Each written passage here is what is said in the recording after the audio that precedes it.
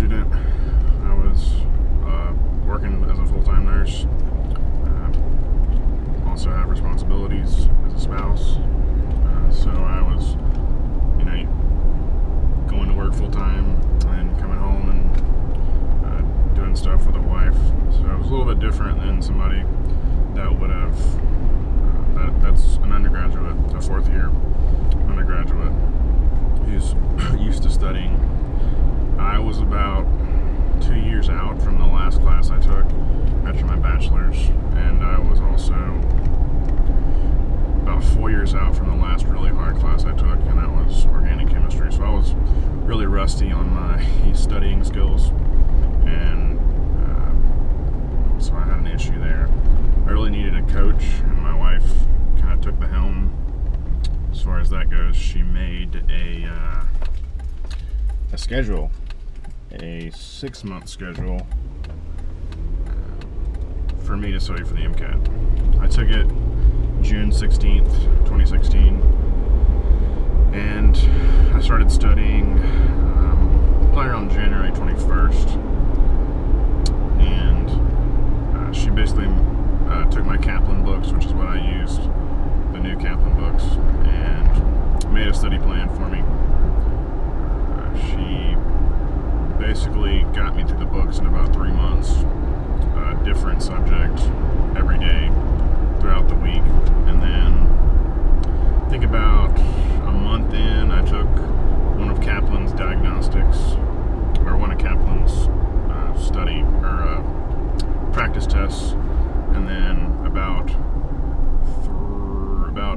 right after I finished the books, I took another practice test, and then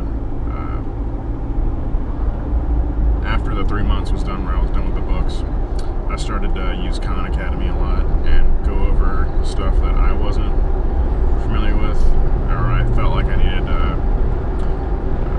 further knowledge about. So I used Khan Academy heavily the last 3 months, and I would refer back to the Kaplan books on stuff I didn't know. Also, there's a lot of cool stuff on YouTube for like the Krebs cycle, electron transport chain. I'll try to find a link for it and put it in the description of this video. But there's a guy on YouTube who makes these pretty cool videos, and they're very kind of cheesy, but they're catchy. And if you listen to them 20 or 30 times, it's kind of hard not to remember them. So you'll be able to really easily recall the TCA cycle because you can sing it in your head. One thing he doesn't do, he doesn't put the transitional enzymes in there, so you still have to remember those, but his electron transport chain and glycolysis videos are really cool, and they'll give you like a basis so you can remember that kind of thing, and then you can add deeper knowledge with your books and stuff. Some people prefer the Kaplan book, some people prefer the exam crackers. I actually had the old version of the exam crackers because I had planned on taking the MCAT many years ago, but I never really used them. But they're pretty neat. They seem more visual to me. But the new Kaplan books are pretty good too. So like I said, my study plan was about 6 months. It seemed to work for me. The only problem I think I had with the 6-month plan is just at the end of reading the books, going through all those subjects, I kind of forgot what I had studied at the beginning.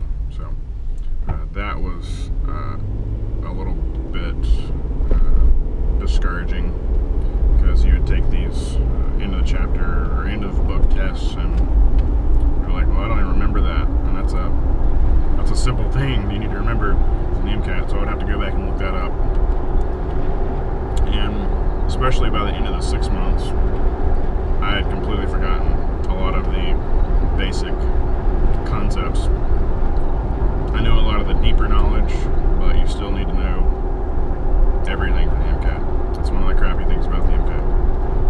You gotta know everything and anything, because they can ask you anything and everything. My score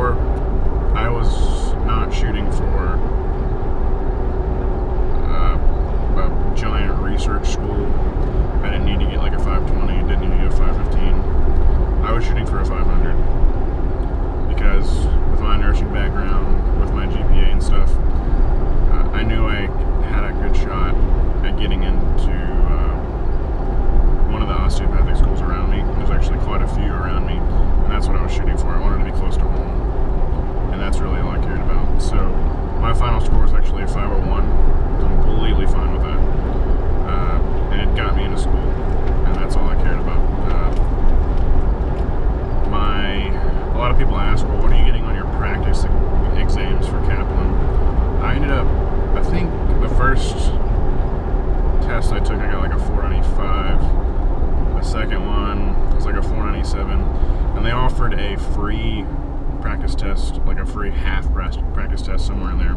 Kaplan will send you emails, and they'll have like these little mini tests that you're allowed to take because you bought their program. And I took one of those and I got a 498. And then when I took the AAMC practice test that they had available, one of the official ones, I ended up getting like a 499, I think. So I got a 501 on the actual one. So they're pretty good gauges on how you're going to do, but you're probably going to score a little bit higher, hopefully, because they give you a printout or a PDF attachment that says, okay, you did well on this, you did bad on this, so you can actually go back and study and hopefully improve your grade. But yeah, I really suggest, if you follow SDN forums, they'll say, don't study for more than 3 months, because you will forget what you started studying in the beginning if you extend it out to more than 3 months. And I completely agree with that. Also, if you can, get a coach. My wife was a good coach. She was a coach at the beginning, and then became more of a drill sergeant at the end, when I was getting stressed out and just saying, screw it, I don't want to take it anymore. She really pushed me to go ahead and go through with it, and I'm glad I did, because here I am now. It's about, what is it? It's March 22nd right now, so I got 4.5 months, not even 4.5 months, a little less than 4.5 months till school starts. A little less than 4.5 months till my baby's due. We will be doing a gender reveal later on this week. My wife is getting a cake made by one of our good friends. We don't even know the gender of our baby, so it's going to be neat. I'll post that on this channel, because being a new parent in med school is also going to be a big part of my med school experience. So that's going to be cool.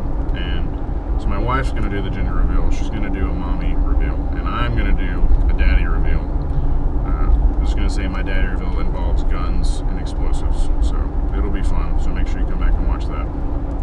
But if you have any questions on how I studied for the MCAT specifically, or any suggestions on what you want me to talk about, just shoot me a comment, and I'll see if I can get it made. I'm hoping this audio is okay. I've had a few people say that my mics are kind of not getting volume. The volume's too low.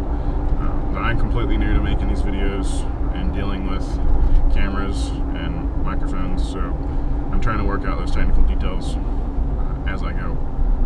Right now we're filming on a GoPro, and I think it's going to be a little bit rough, so I'm going to see if I can smooth out the bumps here, because I'm driving to work, and I can't miss all these potholes in these wonderful North Carolina roads.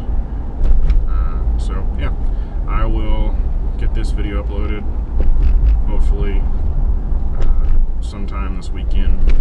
And like I said, if you have any questions at all, just shoot me a comment, and I'll see if I can make a video about it, and I'll get back to you as soon as I can.